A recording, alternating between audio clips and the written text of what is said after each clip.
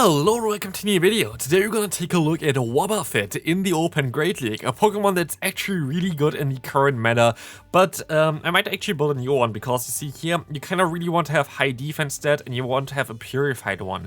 This is exactly what you kind of want to get, and you only get to 1000 and I think 160 is a 100% variant.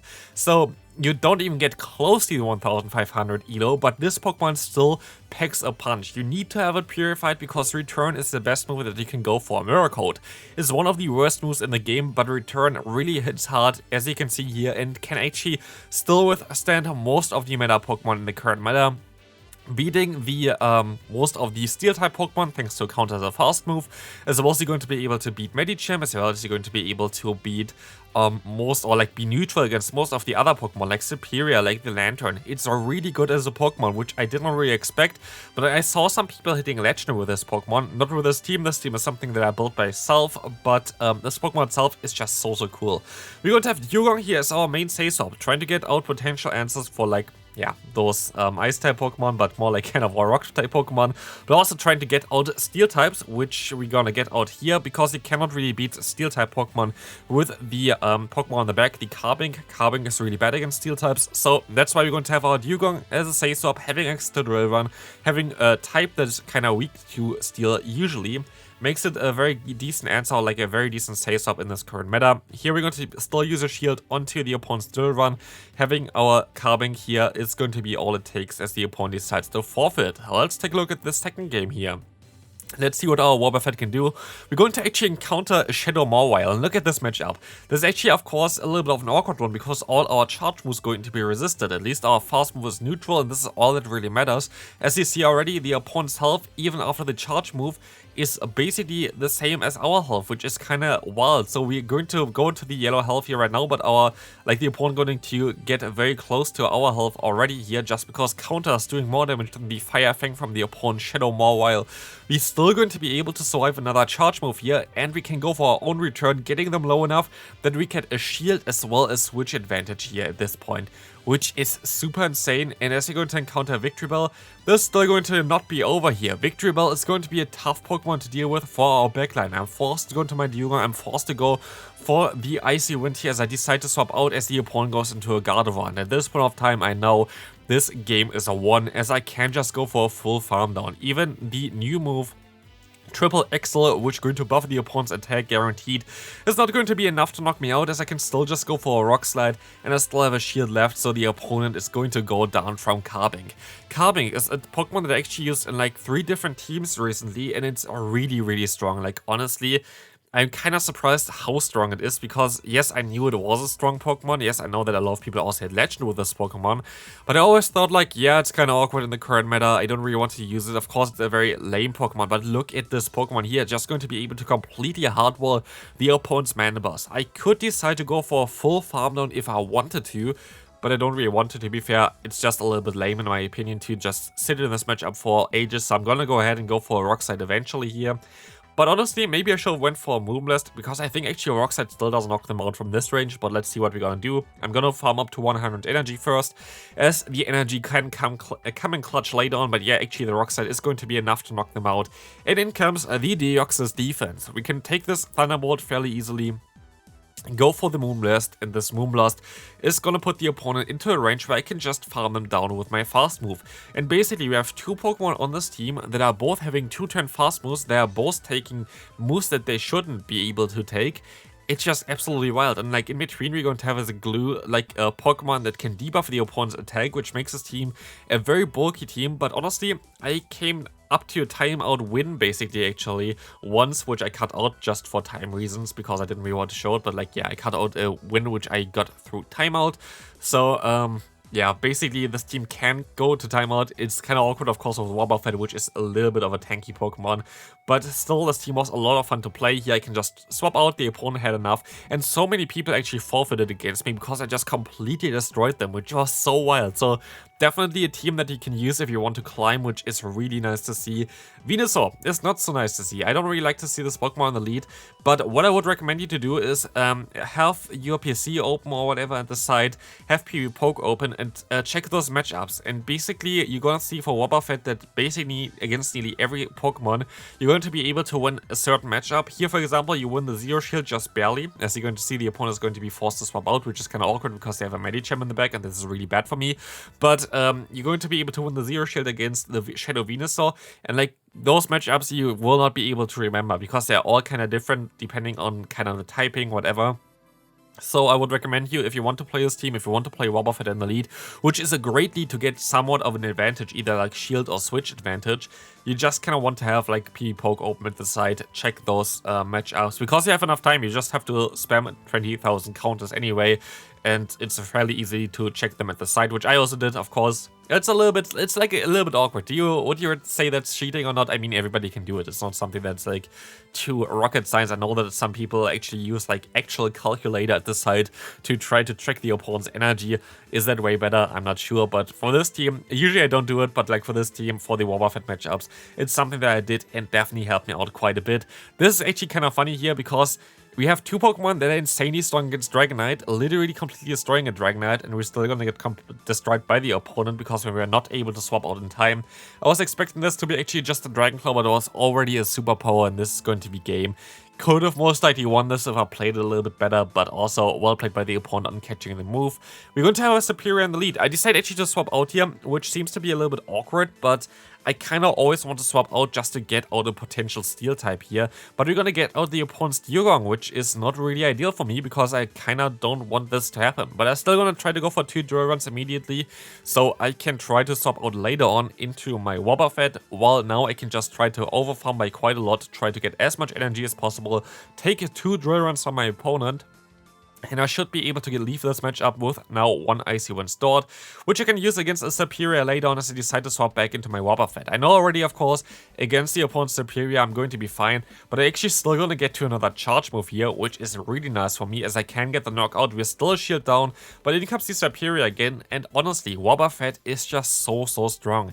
We can take those Frenzy Plant like it's nothing. I can just go ahead and go for another return, and this Pokemon is just going to town. Mine is, by the way, best bodied at the point of the video as well, so you see like the CP a little bit higher than in the beginning of the video, still below the CP of a hundo. So here we're gonna now see the Sandslash coming in where we can swap out and go for the bait. Let's see if this is going to work out. It does, and we're gonna get the shield from the opponent, allowing us to at least have still a chance here, as we're going to be able to now take those moves way easier with our Carbink. We're going to let the first move go through, and most likely also the second, because we see already they don't two-shot us, but of course they can swap out eventually, and I want to shield the moves when they are, of course, not debuffed anymore. So here we're gonna just stay in. Now we're gonna have to shield because we are too low anyway. But as you see here, the opponent is going to mostly try to swap out. Did not work out for them, and they're gonna get farmed down by Carbink, and we can move on into the next game. Let's see what's coming in. We're going to have a Pelipper here. Not ideal. We can swap out into our Dugong. We have 2 very good answers in the back here, as they're going to most likely... Okay, yeah, they're going to outspeed me into a Hurricane. I can use a shield. That's fine for me. We have so much bulk here. Dugong is our least bulkiest Pokemon, which is kind of a while to be fair, but... I mean, there would be more bulkier Pokemon. Maybe I make a video about them. Maybe, but we will see. Here we're going to be able to go for a bait. Let's see if that's going to work out for me. It does not. But we're going to be able to now survive a move here, I think, as we're still going to use a shield, which maybe was not the best play I've ever done, but I will be able to swap out with a move stored, as well as our, Wobbuffet is going to be able to take those Zap Cannons like it's nothing, and we don't even get debuffed, allowing us to now go for some Mirror Coats against the opponent's Trevenant. This is going to be a tough one, because Trevenant is a core breaker for both of our lead as well as our Carbink in the bag, which is a little bit tricky. Mirror Coat gonna get the shield from them though, which is cool. And we're still going to have a lot of health left on our Dugong, which is also kinda nice, as they're gonna knock me out with a Shadow Ball. I can swap out, go for the Icy Wind, and get the final shield from the opponent with this. As we will see here, the opponent goes for another charge move. I get some damage onto them, but now they're kinda in range where I can just farm them down with both of my Pokemon. They decide to swap out. Great, swap by them into the Registeel. But this is totally fine, as I have to throw anyway against them, but I can just go ahead and swap out now into my Carbink. They swap into their Pelipper. And I know that the opponent shouldn't have a move onto that Trevenant yet, so we will be able to just go for a full farm down. 2 weather balls is no problem for our Carbink, and we're gonna get out of this matchup with a rock slide stored, which is all it takes to knock out the opponent. This is going to be a good game. Let's take a look now afterwards into the next game. We're going to encounter the Wobbuffet against a Sableye. Horrible for us, literally the worst possible thing. This, by the way, why we have Carbink in the back and why the combination between Carbink as well as our Wobbuffet is so nice. Basically, Carbink is the best answer for the Sableye, and having the best answer for the Sableye on a Pokemon Elite that is very weak to Sableye is always really great, but here we're kind of getting hard-walled with a Lantern in the back as well, so it's not really looking too good for us. As we're going to still try our best, but again, it's not like if they have an answer basically for our Carbink in the back, this game is over. I can still go for a Mirror Coat here. Let's see what we're going to get out of here. We're going to get most likely the knockout soon. They still get to another move, but it doesn't really matter because they don't really do damage anyway. Surf coming, oh, Thunderbolt actually coming through. Sableye comes back in, and they have a Registeel in the back, so literally a hard counter for the entire team. There's nothing I can do, and we can move on to the next game. We're going to have a Trevenant in the lead here. I can swap out and try to still align as we're gonna get hard countered again. This is a literally completely hard walled here for me. As we will see, the Rock Slide coming through, gonna get us low, but we can still go for a Dry Run against the opponent. This is gonna get a little bit of damage onto them. Still not gonna knock them out, but we can go for another Drill Run against them, which is going to get some damage onto them. But again, it is not enough to get the knockout here, and we can just try to farm them all the way down with our Wobbuffet, but of course we're in such a bad spot. Basically, it's nearly the same as what we had in the game prior, so it's kind of funny. But yeah, we're gonna be able to now go for the full farm down. We have a ton of energy stored. I'm just gonna go for the moves because I have to get them low anyway, as this is a core breaker for our lead as well as our back. But as you can see, it's a Medicham in the back, and there's no reason for me to play that on. Like, again, completely hard-walled twice in a row. So, next game. Again, hard-wall in the lead, basically, but we have at least 2 answers in the back, as we can swap out and get out the Medicham from the opponent, allowing us to get some damage onto them here. I guess the opponent doesn't fear any Charmer, as they have already 2 very weak Pokemon to Charm. But we will see here the Power Punch coming through, which is fine for me. I can go for an Icy Wind eventually and get them low. Maybe I can even get a Shield. Let's see what they're gonna do. They're gonna go for another Power Punch. I can go for the Icy Wind. What do they gonna do? They're most likely gonna let this move go through. But no, they actually use a Shield, which is amazing for me. This is so much better than what they could have done. Like, literally letting this move go through would have been so much better for them. Because now I get them into a range where I can just farm them down, but the opponent decides to swap into the Altaria. I store 1 move, and I can swap into my Carbink, which does not really care about anything the opponent is gonna go for. Skytail coming through, not gonna do anything against me. I can go for the full farm down here against the opponent. I'm not gonna throw anything at all. They're gonna go for the Dragon Pulse, so they're not even running Moonblast, which is absolutely wild. Farming them all the way down should allow us to get so much energy that we're just gonna spam them all. Let's see what's coming in here. I didn't see what it was. It was the Tropius. Totally fine for us. They have their Razor Leaf, but it doesn't really matter to us, as we can just go for the damage with the Rock Slide. They even let it go through. We can farm them down, and they're going to only have 1 Pokemon in the back, and they're going to forfeit. Final game for today's video, Wobbuffet against Deoxys. This is basically the same Pokemon. We have 1 Psychic type with counter against another Psychic type with counter. But we have more bulk, the opponent has more charge move pressure, but I guess return still is fine. As the opponent decides to swap out into the Mandibus, this is not really ideal for them, because they're going to greet our Carbink, which does not get damaged at all from them. There is, I guess, Shadow Ball, which should be neutral, but who is running Shadow Ball here? Nobody really is running Shadow Ball. This Dark Pulse is just the better option anyway, as you're going to be able to go for the Rock Slide. Gonna get not the knockout here. This was kind of a mistake by me. I should have went for more fast moves, I guess, because yeah, I guess it's just not enough to knock out the opponent's Mandibus. I will be able to farm down now afterwards, and we're still gonna be here at half of our health, as we can go for a Rock Slide, trying to get the shield from the opponent instead of going for a Moonblast here. But I guess my opponent decides to most likely let this move go through.